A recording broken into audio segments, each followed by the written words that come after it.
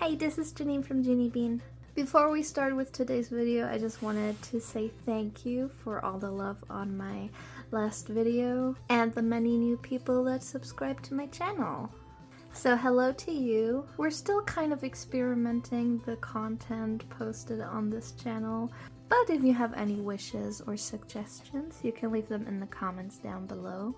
And let's talk about what I got here. Today I wanted to work on my D&D scrapbook, and for that I'm using this Jumping Fox design A5 binder that is like linen bound, and it has that silver flower design on the front of it, and it is really nice quality and I love it so much. If you don't know what a D&D scrapbook / journal, that sort of thing is basically a journal for your characters that you use frequently in your D&D sessions. For example, I already made one for my druid mushroom girl, whose name is Enoki. This art is by Hollie Eloise, I will link her down below. And yeah, you just write down information about your character, about their race. Enoki can turn into a jackalope. I printed out this homebrewed sheet here. I have a map here of her origin and her origin story.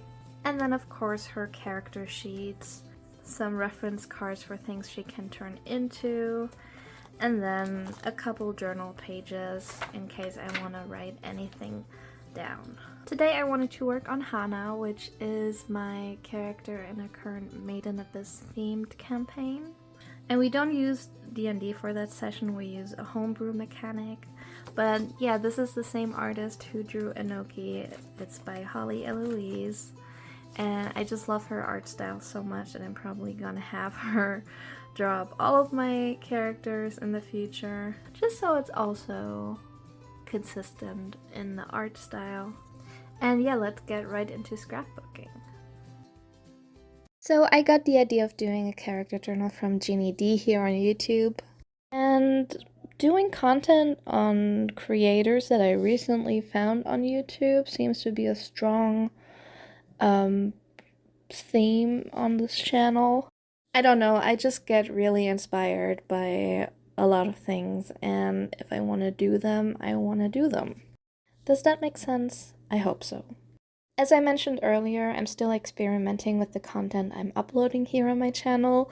I can't quite choose just one thing that I want to do on here, but if it's okay with you all, I'm just gonna do whatever I feel like, and maybe you're interested in those lots of different themes that I talk about here on my channel. Anyway, what I'm doing right here is pretty much copying the same style as I did with Enoki's chapter. I really love the ripped edges, and I feel like it fits very well into this sort of journal. And because it is pretty self-explanatory what I'm doing on screen right now, I'm just gonna explain a little bit about Hana as a character. She is an orphan girl, but that wasn't always the case. She used to travel the country with her parents, who sold exotic animals and creatures. And one of those creatures Hana became very obsessed with. But one day it was time for the creature also to be sold. When the parents rendezvoused with the person who were going to buy the creature, Hana was given the job to guard the cage, and just to make her feel a little bit more important. But then a group of guards came along and kind of bullied the creature, kicking against the cage and making fun of it.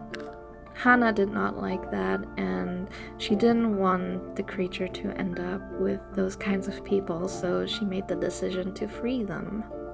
Which was a horrible idea because the creature immediately started its rampage. It ran around killing pretty much everyone that came across it. Worried by all the screams outside, Hana's parents came running out.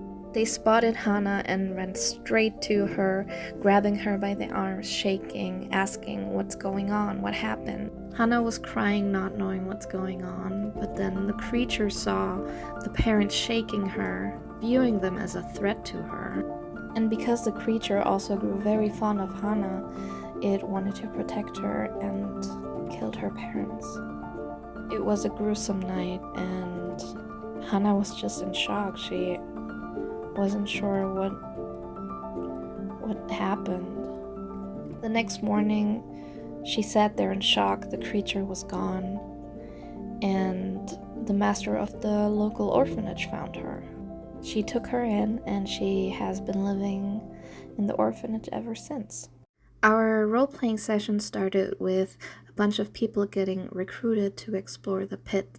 Which, if you don't know the story of the anime Made in Abyss, it's basically about this island with this great abyss or hole or pit in the middle of it. And raiders of different ranks are trying to go down the abyss and finding artifacts and things like that from the past ages. The catch is that the lower you get, the more difficult it gets to get back up because of this ascension sickness that you get when you try to ascend to the surface. It is a really cute story, but it also gets very horrifying and graphic, but if you like that kind of animes, I would highly suggest watching it if you haven't already.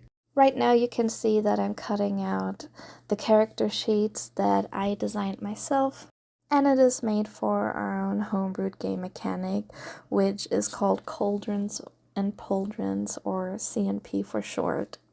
My husband and his best friend have been working on it for years now, and it's slowly being fine-tuned, and I'm very grateful to make all the graphics for them. It's really fun and not like anything I've ever done.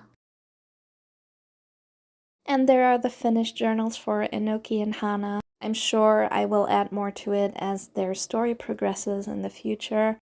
And if you play D&D and character creation is one of your favorite parts, I would definitely suggest starting a journal like this because it is so much fun and I don't know, it brings me a lot of joy. I will link Ginny D's video on character journals down below, and I will see you in the next video.